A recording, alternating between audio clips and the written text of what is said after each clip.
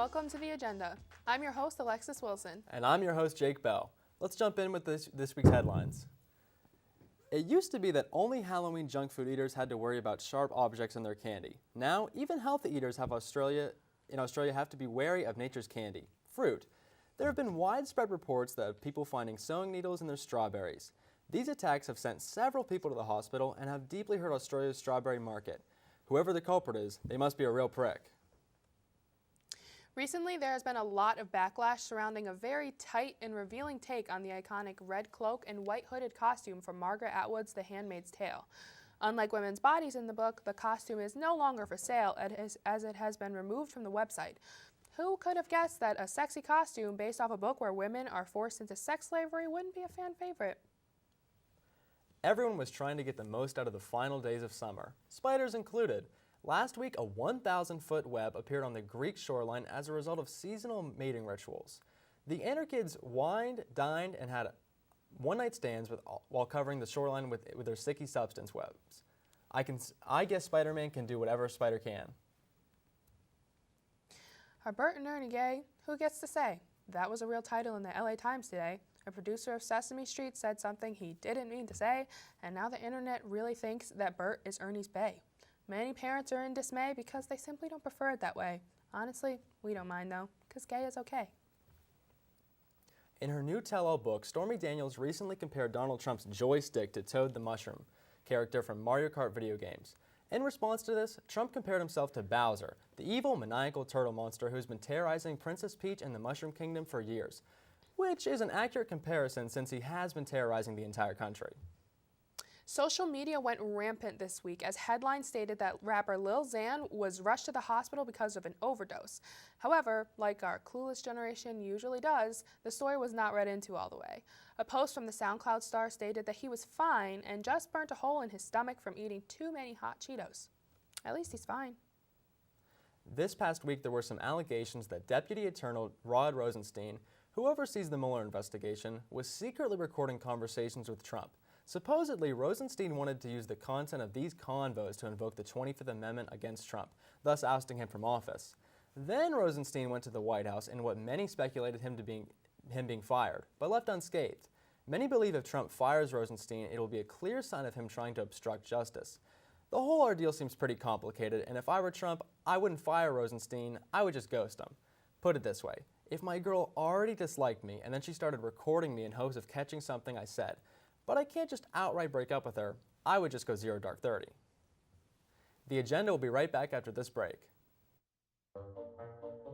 They call me Prince like I'm royalty or something. But the places I've lived ain't no palaces. So I don't need grilled salmon or a new scratching post. Just give me a cardboard box and a can of tuna and we're good.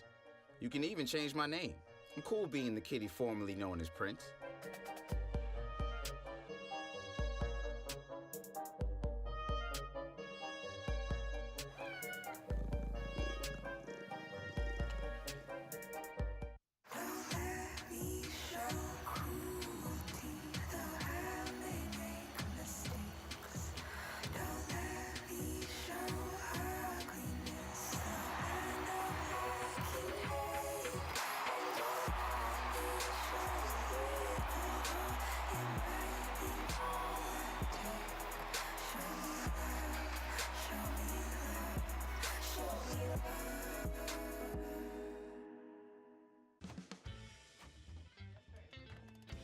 Anna? Hey guys, come on! This is Comedy Gold! Woo! Yeah! Woo! This is what roll call should be! Fridays at 9 p.m. Sketch comedy! Woo! Knock it out of the park!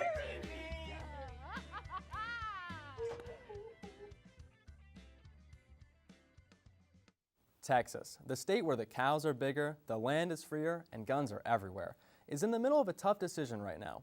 One of their senators, famous wife elbower Ted Cruz, is up for re-election, and a young, handsome Democratic congressman is challenging him and coming pretty close to taking the lead. Tonight we have that man. Welcome, Beto O'Rourke. Thanks so much for having me, man. This show is so sick. Oh, thanks, Beto. I really appreciate that. What do you like about it? Oh, you know, the studio, sick. The cameras, sick. Even the name, The Agenda, like There is an agenda, man. It's so gnarly. Well, Beto, one of the reasons you've gained so much traction is because you don't act like a normal politician. You appeal to the young voters. To what do you attribute your popularity with the youth? Well, Jake, I think I am just younger, sleeker, overall a new fresh face, and the kids in Texas love that. Are you trying to say that you're cooler than your opponent? I wouldn't say that. You just did. Think about it this way. Ted Cruz is like your dad. He doesn't want you to smoke pot. He doesn't want you to marry the person you love regardless of their gender. And he won't let you take the car out past 11. I would change all that in Texas. Well, how would you change the car thing? Well, I don't have a concrete plan on that yet, but where the government fails, I promise to personally step in. How's that? Well, for example, I've had many veterans come to me at my rallies and tell me they can't get a doctor, so I've personally called and made their appointment. In this case, I promise to give the youth of Texas a ride. Well, I don't know if that's the best idea. Didn't you get arrested for DWI back in 1998? Yeah, I did, and I have no regrets. No regrets for driving drunk. None at all, Jake. Many people the youth revere have driven drunk. Chris Pine, Keanu Reeves, Kevin Hart. I am a rebel and very cool, just like them. Beto, I feel like you're focusing too much time on appealing to the youth. Do you care to talk about why older people in Texas should vote for you? Well, actually, I would prefer they didn't. Really? Not at all, man. Anything the old people like, I don't. No more discussion needed. All right, Beto. Well, I'm all out of questions. Anything else you want to talk about? Yes, actually. I'm here to clear up the record. First of all, my favorite band is Sonic Youth. My favorite TV show is One Tree Hill. My favorite movie is Black Panther. My favorite clothing brand is Supreme. And no, unlike Hillary, I'm not going to tell you to Pokemon Go to the polls, but I will say I'm going to have a sick pregame before the polls open. All welcome. BYOB. All right, thank you, Beto. Best of luck. And now to our special guest, here to give his insight.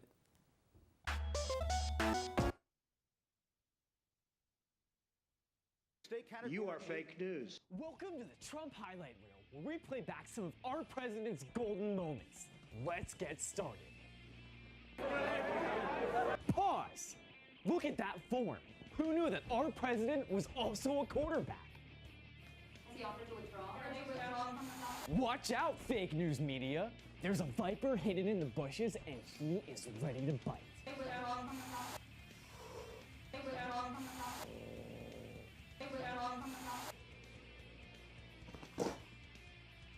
In helping with Florence, this is a tough hurricane. One of the wettest we've ever seen from the standpoint of water. Play that back. One of the wettest we've ever seen from the standpoint of water. Did he just say, from the standpoint of water? From the standpoint of water. What a way with words Mr. President has. People like me from previous months, okay? Total control. Bing, bing, bong, bong, bing, bing, bing. You know what that is, right? Talk about musically inclined. Wow, these clips this week sure were insane. Come back next week when we check out what Mike Pence has been up to. To Garfield. Not President Garfield, but someone probably more famous in this day and age than that. A large, orange, slovenly, lazy cat. And now to our very special guest, here to give his insight and wisdom after almost 60 years of waiting for his mother to relinquish the throne, whether voluntarily or otherwise. Please give a warm welcome to the heir apparent of the United Kingdom, Prince Charles. Good evening, Mr. Bell. I'm delighted to be here. I assure you it was hard to make room for this meeting in my exceptionally busy schedule. So, Your Highness, how are you feeling today? You know, some of your critics say that you're too old to assume the throne and that your son William should inherit it instead of you. Do you have anything to say about that? Yes, quite. Well, as is clear to all in attendance, I'm a very energetic individual, a spring chicken, ready to do my duty to the British people and serve them as their king. I have had 60 strenuously long years to prepare for this and intend to dedicate the entirety of my vibrant, youthful spirit to the exceedingly difficult tasks before me, including taking care of a multitude of Welsh corgis left behind by Her Majesty the Queen. Now, speaking of your long wait, what exactly have you been doing in your time besides cheating on your wife? A rather poignant question. In preparation for my assumption, I have dedicated my time to staying healthy, mainly through acupuncture, but also by a method used by my good friend, Mr. Bear Grylls, involving oral ingestion of my own urine. Okay, well that's quite enough information on that topic, Your Highness. Let's move on to a different question. As you know, your country is preparing to exit the European Union, and it could be a very difficult transition. If you became king during the withdrawal from the EU, how would you make sure that your country doesn't collapse? Yes, a most important and relevant inquiry. Well, I have indeed heard of this Brexit business. I had picked up the Times of London in between my annual readings of the works of Robert Louis Stevenson. And much to my confusion, Brexit was some sort of political situation, not a granola bar. Yes, granola bars. I usually have a granola bar after I awake at 15 to 6 for my daily quail hunt, but I've been spicing it up a bit with some rice porridge I get from Tesco. Oh, that's wonderful, Your Highness. I know you're a busy man with lots of crossword puzzles to complete, so I'll give you your final question. Are you sure you're capable of being king when the time comes? Oh, quite indeed capable, I'd say. In addition to my youthful physique, I have kept in the know, as the youths say, by learning how to do something with birds, I believe. What was it? Oh, yes, tweeting. That's just exactly what the world needs. Another leader on Twitter. The agenda will be right back after these commercials. All right. I know this isn't any fun to talk about, but we should. Okay, so who's going to do what? I'll pack the dead batteries. Great. I'll only put what I don't need into a duffel bag. Perfect. That's totally unhelpful. No problem. Meanwhile, I will try to comfort everyone by speaking in a calm voice. And I'll try to get the generator going without any gas. Oh, let's not forget the cell phones, which probably won't work. Right. And who is going to handle supplies? I can forget to do a list for us. Thanks, pal. Well, I think we couldn't be any less prepared. I'm proud of you guys. Talk to your kids about who to call, where to meet, what to pack. Visit ready.gov/kids for tips and information. Hi, I'm Jordan Audia, not to be mistaken with Jordan Yule. I know it's hard to tell us apart. And I'm a cast member on the TV2 show The Agenda. We do political satire, which involves a lot of comedy, weird stuff, and bits. Like this bit right here, which, you know, it's not really funny anymore. I don't want to do this. I thought the King Club meant in the Student Center, but it actually meets Thursday nights at 9 p.m. on KentWire.com. I really want out of this. I think Danny went a little too far with this. I don't like it. What is that coming out of? Oh my. In a unanimous vote, Congress recently passed the Music Modernization Act, which, for the first time in 20 years, has brought reform to music listening.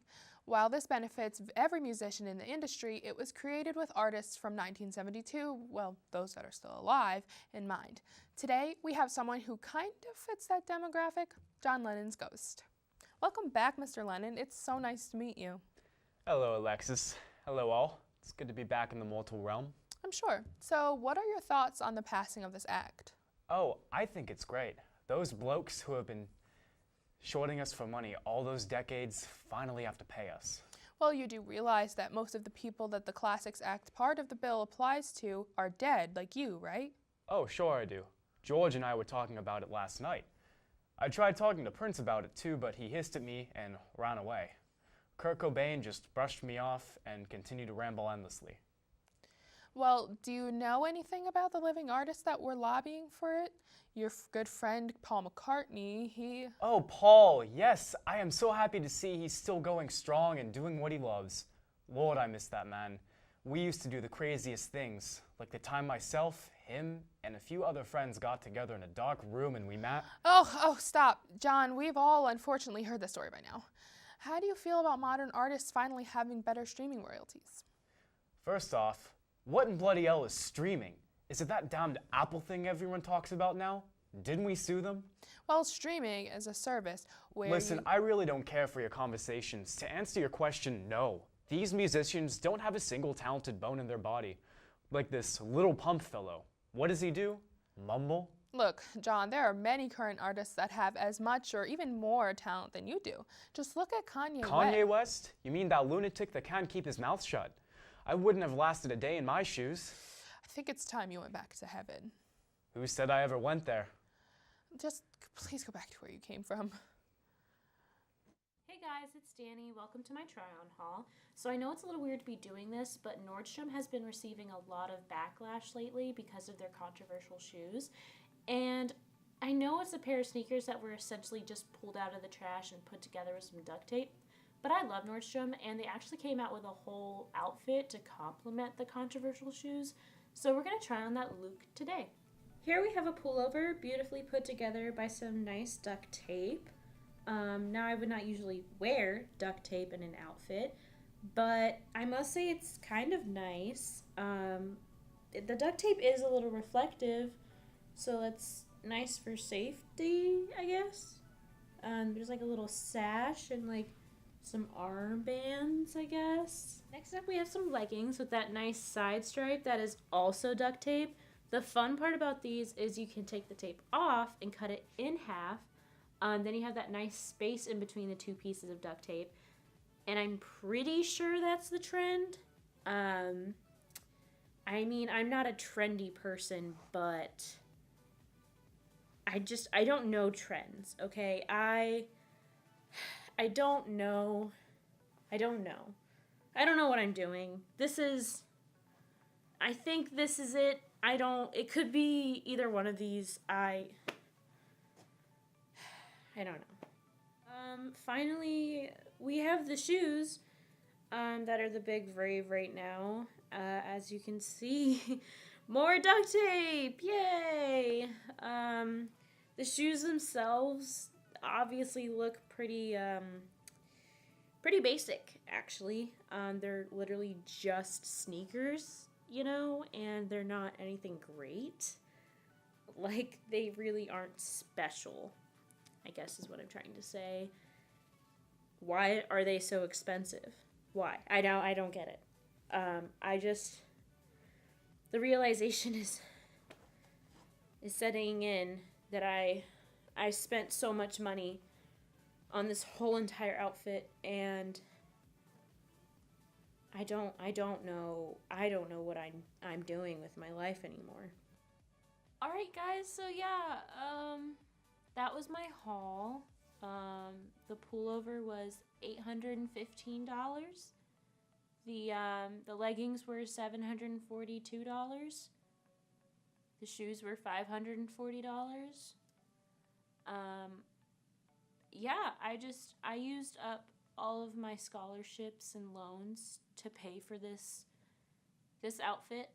I think I'm gonna have to drop out of college, but mistakes were made. Hope you enjoyed my try-on haul. So, do we have any other guests this week? No, I think that was everyone. Well, did you catch the big Browns win? I'm actually not a big Browns fan. Did someone say Browns fans? Oh my gosh, somebody call security. There are intruders in the studio. Hey, are we on TV? Yes, we are, Michael. What are you guys doing here?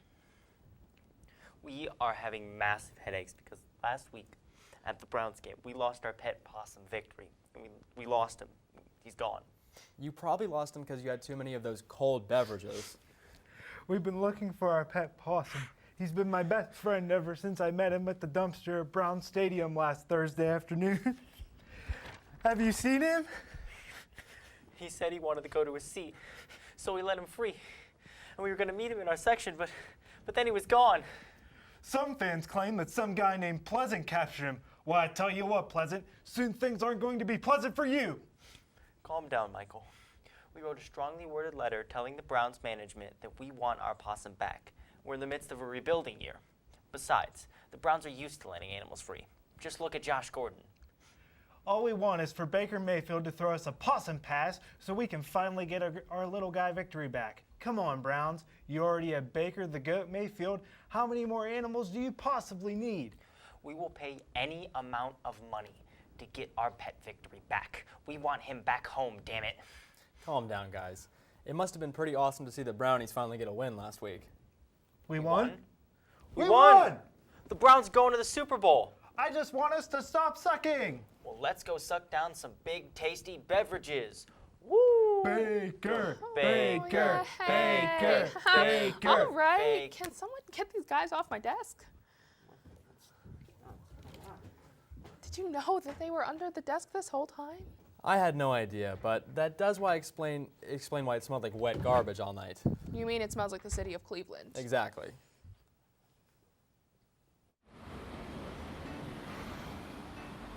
Hey, let's check out this park.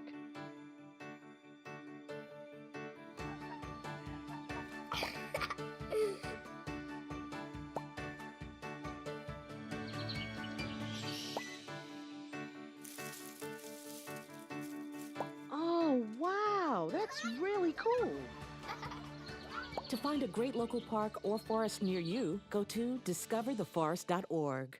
See on page 4 that the projections need to be blood. Next Thursday? Seriously? Thursday? Can't do that. This is really inconvenient. I have yoga that day. I have no time for this. So, I can't do Thursday, but I can do Friday. Disasters don't plan ahead. You can. Talk to your loved ones about how you're going to be ready in an emergency. Don't wait. Communicate. Welcome back, everyone.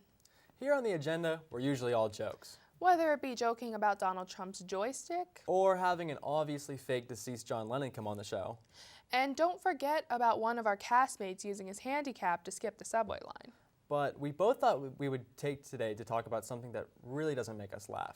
Sweeping sexual assault allegations under the rug. And no, we aren't talking about the kind of behavior on the show. Although, I did get catcalled walking into the studio today. Oh my gosh, I'm so sorry, Jake. Thanks, Alexis. I guess I just have to learn how to ignore it, I guess. We're talking about the ongoing issue of ignoring claims of sexual assault in Washington. As I'm sure many of you at home have seen, Supreme Court nominee Brett Kavanaugh had a pretty smooth sailing confirmation hearing prior to last week. He was about as close as I get to rear-ending the person in front of me when I'm checking my phone on Twitter. Or as close as I get to quitting this show every week. But last week, one of Kavanaugh's former classmates came forward with an allegation that he held her down and attempted to grope her at a party in high school 30 years ago. This erupted into the typical he said, she said narrative that it always does. Kavanaugh said he didn't do it, and he had a calendar to prove he wasn't at the party. Now, I think the fact that Kavanaugh kept a calendar from 1982 is freaky enough to end this whole debate right now and send him home. But I digress. And in typical fashion, grab him by the you-know-what president, Donald Trump said that Kavanaugh's accuser was lying. What a surprise. He went on to say that if the allegation was true, the FBI should have investigated this matter back when it occurred in 1982. Oh yeah, call the FBI Party Foul Bureau. Speaking of which, I came home today and all my milk was gone from the fridge, so it looks like I'll be making a call to the FBI about which one of my roommates did it. Many Republican senators also seem to not care about these allegations and want the confirmation process to continue like this incident never occurred. Democrats insist that this matter must be investigated, but they certainly don't feel the same way when it comes to members of their own party being investigated. Take, for example, Representative Keith Ellison, whose wife came forward with allegations of inappropriate behavior and domestic abuse. Where are the continual cries of an investigation into that matter? Oh, I'll tell you where. Oh? Nowhere. Oh, I see what you did there. Or how about when Clarence Thomas was under investigation for sexual misconduct in the workplace when he was up for nomination to the Supreme Court? That's right. 30 years ago, former VP, then Senator Joe Biden, began questioning Anita Hill, Thomas's accuser, and began with an extremely eloquent question. What is the most embarrassing question Clarence Thomas asked you about sexual matters? Great intro, Joe. Real ladies' man. Or how about the many women who have accused Bill Clinton of sexual misconduct? I really don't know if we should give the man who had a sexual relationship with his intern in the Oval Office much benefit of the doubt. That is pretty salacious. Imagine if Donald Trump did that. Yeah, at least Trump grabbed them before he began the presidency. Many people on the left easily dismiss these kind of allegations, just like folks on the right are doing with Kavanaugh. It seems as though sexual assault allegations are being taken seriously only if they're benefiting a certain side. But The thing about sexual assault is that unfortunately, both Republicans and Democrats do it. And so do independents, as well as those in the Green Party. However, not libertarians, because I think we all know that they aren't getting any at all. It's great that people are finally taking these allegations seriously, but both parties need to step up and do better. Sexual misconduct should not be a partisan issue. It should transcend all of that so that we as the American people can get to the truth fairly and honestly. I know I don't want some party groper on the Supreme Court. Or someone who asks their work peers about their favorite sexual position, or someone who continually pressures women to go on dates with them despite their continued denial. Well, I think it's a little too late for the last one. Well, yikes. All right, everybody. I hope you enjoyed this week's episode. Make sure you tune in next week and follow us on Twitter @TheAgenda on TV2 and check out our episodes on YouTube. And tune in next week. I'm going to jump over a pool of sharks.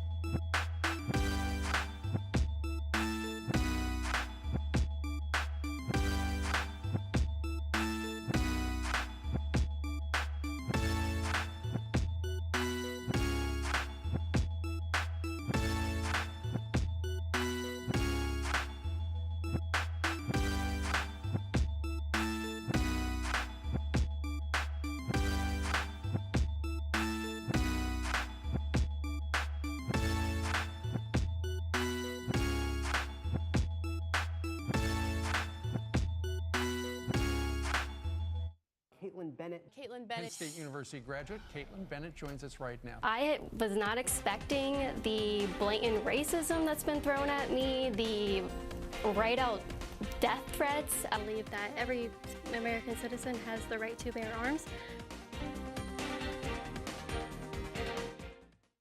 Hamilton was adopted from a rescue in 2008. He's quite the pug about town. He gets invited to a lot of parties. He knows he's a pretty big deal. How could you not love him?